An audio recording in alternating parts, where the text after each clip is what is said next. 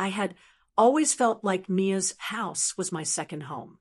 We'd been best friends since we were kids, inseparable, like two halves of the same soul. Her place had this quiet warmth, filled with the scent of old books and fresh coffee. It was the kind of space where time seemed to pause, where I could breathe without feeling like I had to prove anything. Her father, Mr. Carter, was part of that calm. Always polite, soft-spoken, and reserved. He carried himself with quiet confidence, never saying more than needed, but always making sure we were okay. One Wednesday afternoon, I dropped by their house after classes, just like I always did. Mia wasn't home yet. She had texted saying she'd be late. I didn't mind. I was tired and needed a moment to just sit in silence. Mr. Carter noticed me at the kitchen table and offered me tea the way he often did. "Rough day?" he asked, his voice kind. I nodded, not saying much, but he stayed for a moment longer, his presence calm. For the first time, he asked me more than the usual polite questions. "You seem different lately. Everything all right at school?" That simple sentence did something to me. It felt like someone actually cared, not because they had to, but because they truly wanted to know. I opened up a little, telling him how hard things had been.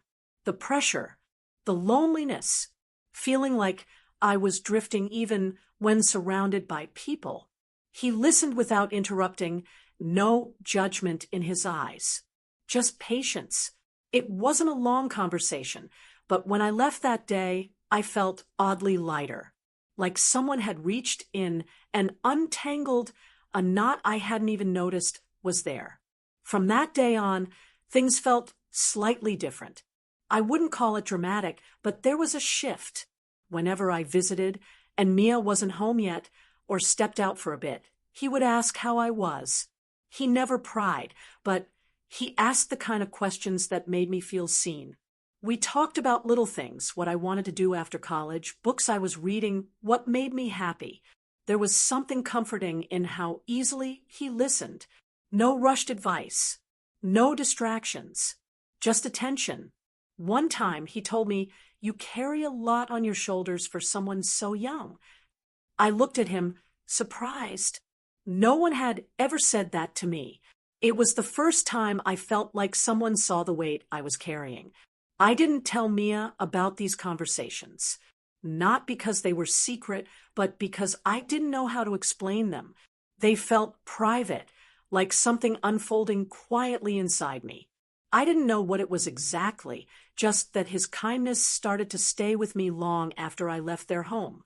After that day, I started noticing things I hadn't paid attention to before. The way Mr. Carter remembered the smallest details I mentioned, like my favorite tea or the professor I couldn't stand. His presence began to feel familiar, even when Mia was there. He never overstepped, but there was always something unspoken in the way he acknowledged me, gentle eye contact, the calm in his voice when he said my name. It wasn't romantic. It wasn't inappropriate. It was something else, something I hadn't felt from anyone in a long time. When Mia was out and I happened to be there, he'd ask how I was doing, not just as a greeting, but with real interest. Once I told him I had failed a quiz, and instead of brushing it off or offering solutions, he said, "It doesn't define you. Don't be so hard on yourself." That sentence stayed with me for days. I wasn't used to that kind of emotional softness, especially from a man. It made me feel stable in a way I didn't even know I craved. He spoke about life sometimes, but never in a way that made me feel small. He talked about patience, about how rushing things never helps. There was wisdom in how he explained simple ideas. It wasn't like a lecture. It felt like someone passing down quiet truths. And when I listened, I started seeing myself differently, as if I was worth more than just my grades or how many friends I had. I started to look forward to those moments, even though I knew I shouldn't. I told myself it was the comfort I liked, the sense of peace. But deep down, there was something else forming. Not obsession, Not fantasy, just warmth, subtle, unspoken, and undeniable. It wasn't love, but it was something close, like finding a version of love that didn't ask for anything, just existed quietly, filling in cracks you forgot you had. Once he asked me what I wanted to be known for, not what I wanted to do, but how I wanted people to feel when they thought of me. No one had ever asked me that. I stumbled through my answer, but the way he listened made me feel like it actually mattered. That conversation stayed in my chest like a heartbeat. I didn't tell anyone about these exchanges. Not because they were scandalous, they weren't, but because they felt too delicate to put into words. I knew how it would sound if I tried to explain it, but I also knew it was real.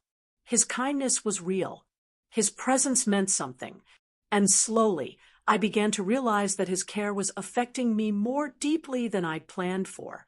Not in a way that made me scared, but in a way that made me question things, what I needed, what I deserved, and what I had been missing for far too long. I started noticing how his words lingered with me long after I left their house. His voice, calm and steady, played in my mind during quiet moments. It wasn't about attraction. It was about how safe I felt, how seen I felt in his presence. He never made any moves, never crossed any line, yet there was an emotional weight between us that felt impossible to ignore. It was like we shared a silent understanding, something unspoken that kept growing. One day, I noticed an old poetry book on their shelf. I picked it up without thinking, flipping through worn pages until he said softly, that was her favorite. He meant his wife. I hadn't heard him talk about her before, but this time he opened up. He told me about her love for words, for quiet mornings, for handwritten letters. I listened, drawn into the world he painted with each memory. There was no sadness in his voice, just reflection. It was the first time I saw a different layer of him, one that had loved deeply, lost quietly, and still carried pieces of that love inside him. He asked me to read one of the poems aloud. My voice trembled at first, unsure, but he just nodded as I read. When I finished, he looked at me and said, "She would have liked you." That sentence struck something deep, not because I felt compared, but because it felt like he saw my heart, not my age, not my background, but the way I felt things. It was the first time I truly felt understood without having to explain myself. I started to feel conflicted. I wasn't looking for this. I hadn't imagined something like this could even exist, but it did in this soft, slow way that didn't feel wrong. It just felt unexpected. I didn't want anything from him. I didn't fantasize about what couldn't be, but I also couldn't deny that I felt connected to him in a way I didn't feel with anyone else. His words stayed in my thoughts. His presence lingered like a quiet echo.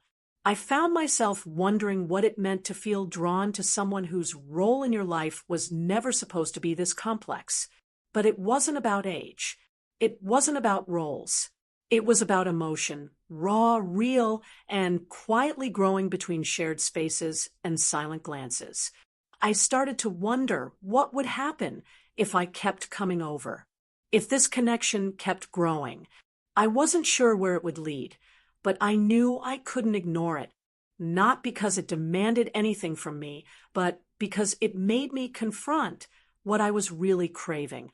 Not love in the traditional sense, but trust, care, and the kind of attention that made me feel like I mattered deeply to someone who didn't owe me anything. That realization was louder than anything either of us ever said.